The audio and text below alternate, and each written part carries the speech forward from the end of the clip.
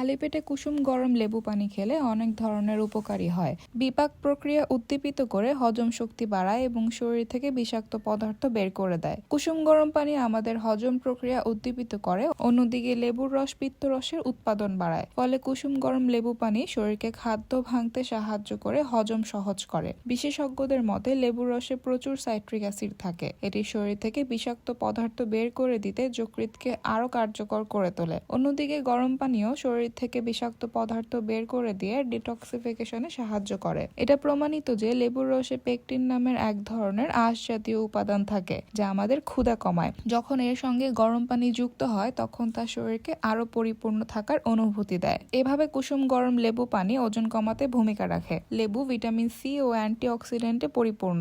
এসব শরীরের কোষ ধ্বংসকারী ফ্রি রেডিক্যালের বিরুদ্ধে লড়াই করে, ত্বকের দাগ দূর করে এবং ত্বককে করে স্বাস্থ্যকর, উজ্জ্বল ও দীপ্তিময়। লেবুর ভিটামিন সি শরীরের রোগ প্রতিরোধ ক্ষমতা বাড়ায়, শরীরকে ঠান্ডা, সর্দি সহ বিভিন্ন রোগের হাত থেকে রক্ষা করে। লেবুর স্বাদ অম্লীয় হলেও এর ক্ষারীয় ধর্ম আছে, এটি শরীরকে ক্ষারীয় করে বিপাক ক্রিয়ায় ভূমিকা রাখে। এই পানি পিএইচ এর মাত্রা ঠিক রেখে অম্লের সমস্যা দূর করে।